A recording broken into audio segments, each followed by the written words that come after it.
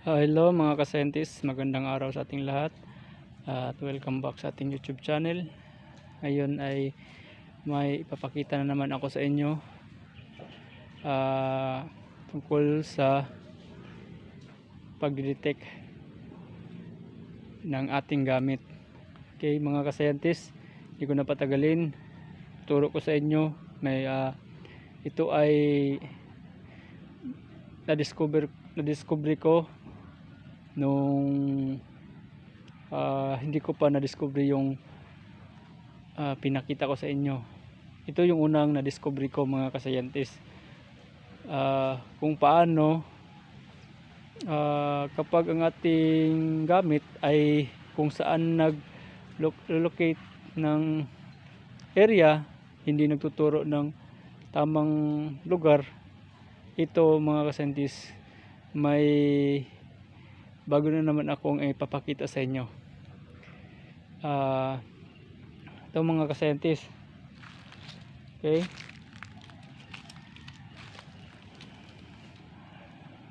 ito mga ka-scientist, iba na naman ito nung pinakita ko sa video ko. Iba na naman ito. Ito ay hindi hinahawakan. Ito ay ilagay mo lang kung saan nag-detect yung gamit mo, yung locator mo o dowsing rod o ano pa, pendulum, ano pang klaseng gamit na pang-detect ng gold. Ito lang ang ilagay nyo sa area.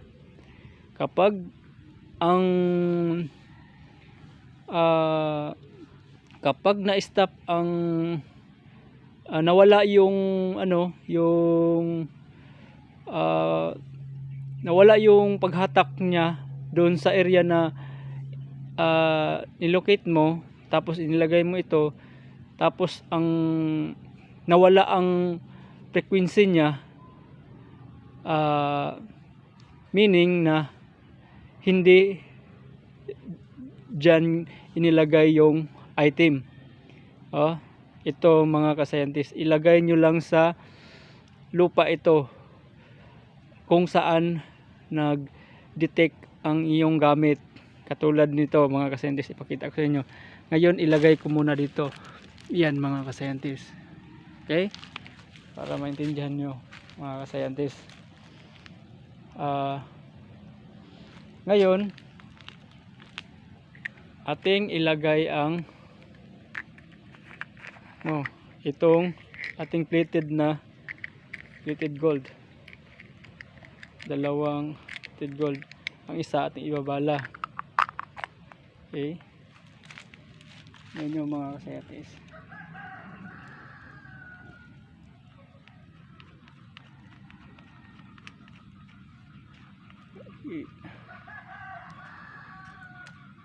ito mga ka-scientist,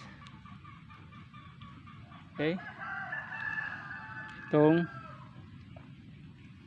dalawa. Okay, ang isa ating ibabala at yung isa ating ilagay sa ito mga puno ng kahoy sa ilalim, ilagay natin, at yung isa ibabala natin tulad nito. Dito natin kasi maraming ugat sa area na to.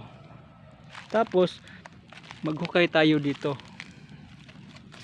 sa ilalim. Ayan, maghukay tayo dyan mga ka-scientist. Tapos ilagay natin itong plated na gold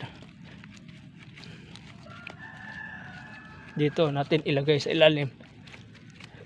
Okay, nung unang itinuro ko sa inyo yung isang gamit ko, pasensya na mga ka-scientist, yun ay hindi ko na yun ibibenta, kasi kung sa ituturo ko na lang yun sa mga anak ko mga ka-scientist.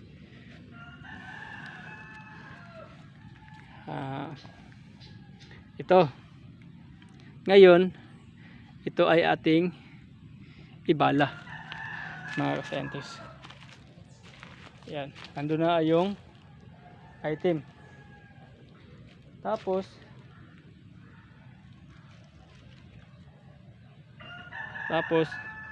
ito ang una nating gagamitin. Okay, yan. Tapos ating ibala dito. Yan, ilagay dyan. Ito ating ilagay. Okay, tapos pa natin.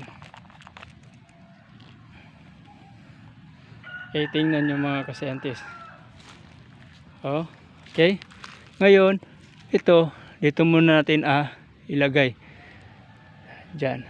Okay, dito lang muna natin ilagay.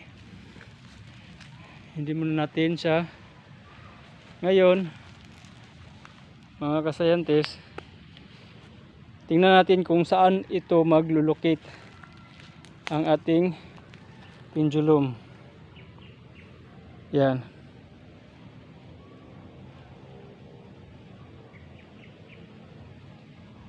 Okay.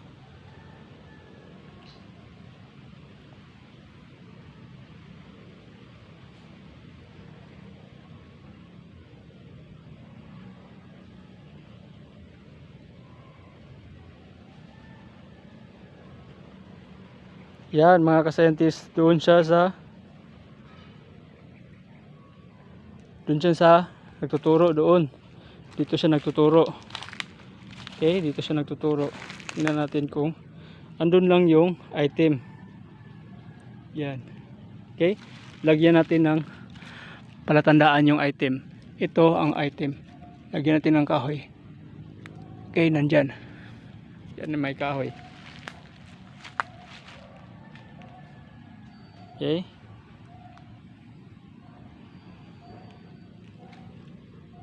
Ngayon ay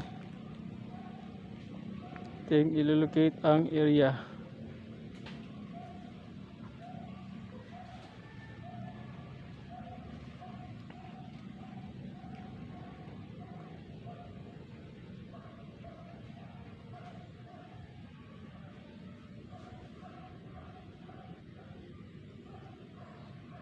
Okay. Doon talaga siya nagtuturo dito. Dito banda. Ito siya banda, mga ka-scientist. Dito kasi ang end ng kahoy na yan. Kaya tingnan nyo.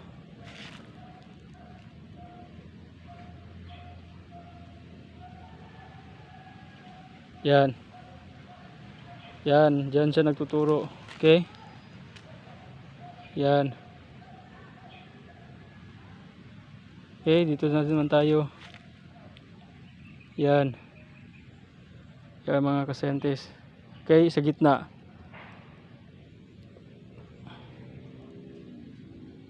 Yan. Mikot na. Okay. Ang lakas ng ikot niya mga ka-scientist. Okay. Ngayon mga ka-scientist, ito na naman ang ating locator. Okay, tanggalin natin muna yung ating locator. Ipakita ko sa inyo na ito na yung bala. Ito naman ang ating gamitin, yung ating locator. Ito. Okay mga ka-scientist. Yan. Tapos ating ilagay. Okay.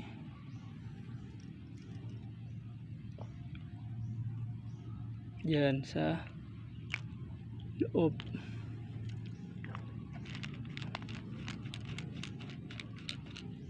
Yan. Okay. Ngayon ating hilahin. Yan. Okay mga ka-scientist. Tingnan nyo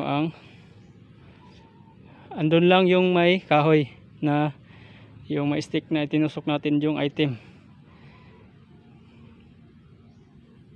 Okay.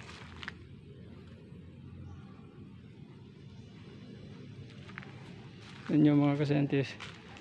Kung dyan pa ba siya nagtuturo. Okay. Yan. Yan. Dun din siya nagtuturo sa kanina. Kasi dun ang lakas ng hatak ng gamit. Okay. Dun pa rin. Okay mga ka-scientist. Yan. Dito siya nagtuturo. Ito.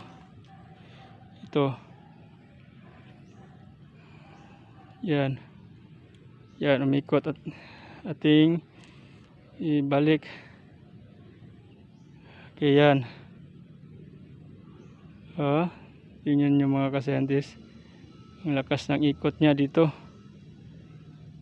Okay. Okay. Ating ibalik para makita nyo. Yan tingnan nyo. Lakad tayo. Okay, dun talaga siya nagtuturo. Okay, dun talaga siya nagtuturo. Okay mga scientist. At ngayon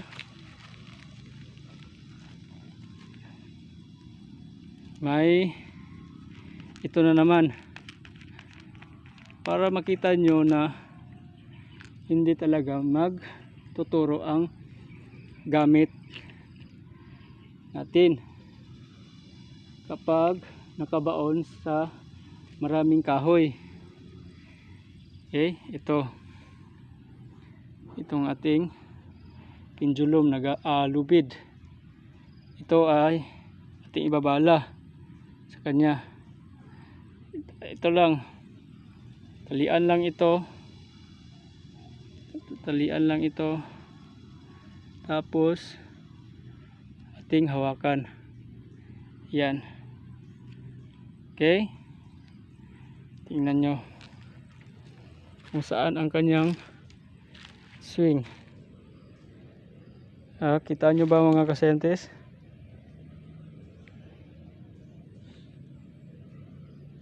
Yan, andun lang yung item.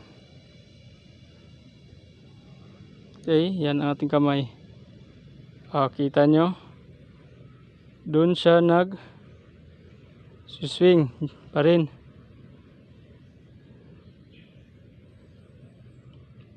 Yan. Okay. Hindi niya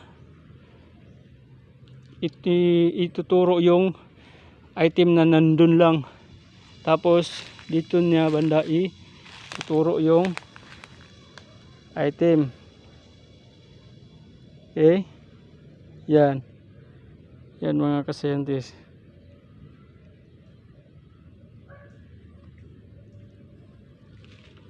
Okay. Ngayon ating itapat dito. Okay. Yan.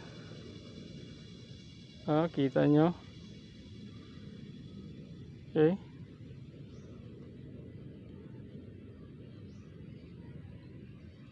Yan.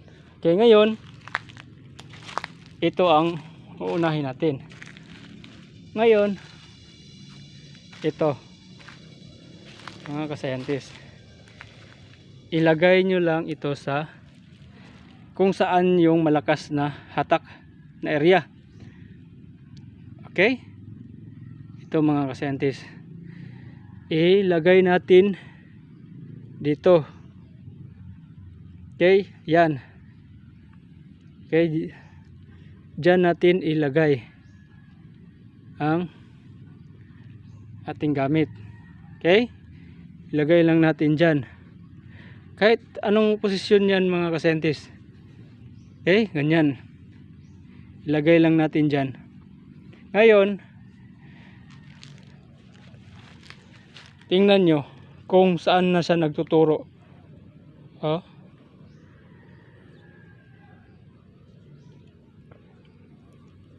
Yan. Okay, andun ang item. Yan, pakita ko sa inyo mga ka-scientist.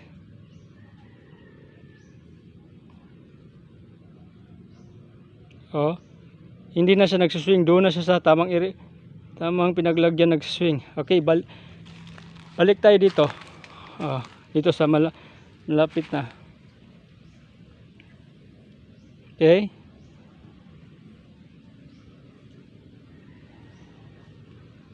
Yan. Diyan na siya nagturo. Yan mga ka-scientist. Yan. Okay. So, okay, dito na.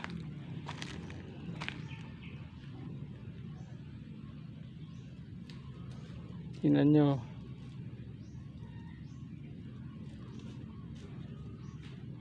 Yan. Oh. Yan, dito na natin siya tapat.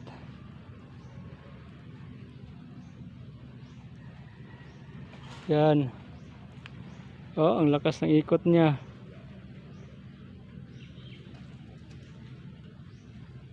Okay. Okay, mga ka-scientist. Oh, at saka itong ating locator. Okay. Tapos natin itong yun. Okay. Itong ating locator. Yan. Boss.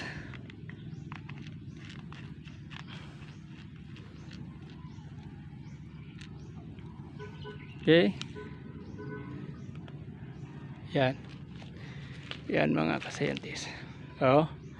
Andun ang item natin sa may kaya. Kanina doon siya nagtuturo banda. Kaya dito natin siya. Ano, kung doon pa rin siya nagtuturo.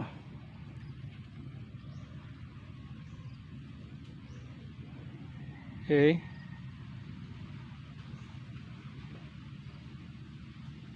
Yan. Okay. Yan, dito na siya nagtuturo sa tamang area. Ayan. Okay mga ka-scientist, tingnan nyo. Okay. Nandito lang yung ating inilagay na gamit. Yan. Ayun. Oh. Yan. Oh, dyan na siya nagtuturo sa oh. Ayan. Okay. Dito na siya nagtuturo. Yan. Yan. Okay. Ayun. Okay. Itong iklihan at yung ikli. Okay. Itapat natin. Yan. Yan mga ka-scientist. Yan ang katindi. Itong gamit natin. Okay. Diyan na siya sa tamang location nagtuturo. Okay. Yung kanina naman, yung pendulum natin na yung isa natin na pendulum ito, kunin natin to. Okay. Ito yung una nating ginamit. Okay. Yan. Okay. Tingnan nyo, kanina doon siya nagtuturo, dito tayo nag-locate sa kanya. Ngayon, saan siya yan. Doon na siya nag-locate. So, ilapit natin siya dito. Lapit natin siya.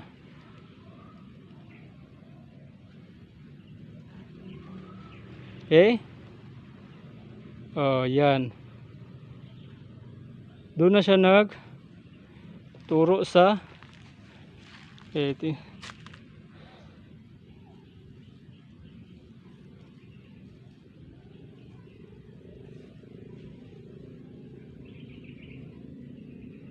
yan, doon ang ating item. Okay. Ito. Tapat natin yan.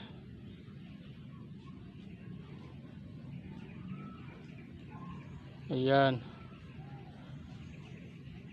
Ang lakas ng ikot niya. Yan. Okay. So, ngayon, para makita nyo, kunin natin. Okay, babalik na siya. Pagkukuha natin dito, kunin natin yan. Yan. Ating ilagay dito. Yan. Ating ilagay. Tapos, tingnan nyo ang ating gamit. Mga ka-scientist. Kung dyan pa ba siya nag-locate.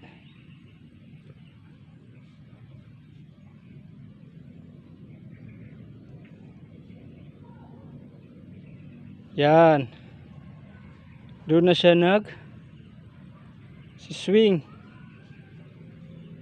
Okay, doon na balik na rin na naman siya doon sa kanyang doon sa area na yung kanina na linocate niya yung unang tinuro niya. So, okay mga ka-scientist, kung gusto nyong magkaroon nito, ito mga ka-scientist, ito ay aking sa inyo, ito gamit na to. At ito lang mga ka-scientist, kung sa may mga locator or mga pendulum or dowsing rod, kulang ito pamahagi mga ka-scientist, kasi may experience na sila paano paggalawin ang gamit pang detect na mga manual. At ito, malaking tulong talaga ito mga ka-scientist.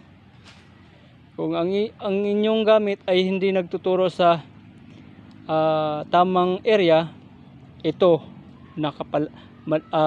malaking tulong talaga ito mga ka-scientist sa paghahanap nyo. Okay? Yan mga ka-scientist. So, maraming sa atin comment sa ating YouTube channel na tinatawanan tayo, tapos hindi raw totoo ang ating mga ginagawa. Mga ka-scientist, yung nagbabasa sa atin ng ganyan, pinapatulan ko talaga, kasi ang aking ginagawa, alam ko kasi na hindi ako nagbibiro, hindi ako nag-tricks sa inyo lang, kundi yung pinapakita ko totoo talaga. Kaya yung iba may nakaintindi naman sa ating ginagawa, kasi sila mismo na experience din nila na ang kanilang gamit ay hindi nag-locate sa tamang area. So yan mga ka-scientist, kasi yung iba din na nagsasabi sa atin na hindi daw aabot ng kahit 12 feet. Mga ka-scientist, yan lahat mga ka-scientist, alam ko na yan mga ka-scientist. Sa nagdepende yan mga ka-scientist sa ating gamit. Kung ang iyong gamit ay ang kanyang range ay hanggang 50 meters lang, hindi yan aabot ng kahit anong lalim, kasi iba yung range at iba yung deep na kayang abutin niya sa ilalim ng lupa. yan, tandaan nyo mga ka-scientist. So ngayon, as for now mga ka-scientist, dito lang muna ang aking pagbibideo. So sana ay magustuhan nyo ito, at kung gustuhan nyo ang gamit na ito, PM lang sa akin mga ka-scientist. Ito ay hindi kagaya ng unang gamit ko. Yun talaga mga ka-scientist, yun ang pinaka wala ka nang hanapin doon, kasi nasa iyo lang ang yung hinawakan, hindi mo na ilagay sa area. Pero ito, mas malaki ng tulong din ito mga ka-scientist, kasi pag nilagay mo ito sa area, kapag ituturo ka rin ito sa tamang lugar, sa tamang area kung saan ibinaon ang item mga ka-scientist. So yan lang mga ka-scientist. Salamat sa panonood nitong video, at shout out pala sa lahat ng subscriber ko. Shout out kay yung nagpa-shout out sa akin, nakalimutan ko ng pangalan nila. At ito, may rin nag-chat sa akin na alam din niya na kasi pareho daw ang aming na invento. So shout out po sa Lourdes, iwan ko yung apelyido niya, basta kay sa kanang YouTube channel, na shout out sa kanya, kay Lourdes, hindi ko na alam yung susunod, ang nalalaman ko lang Lourdes ang kanyang YouTube channel. So as for now, God bless sa inyong lahat at magandang araw po.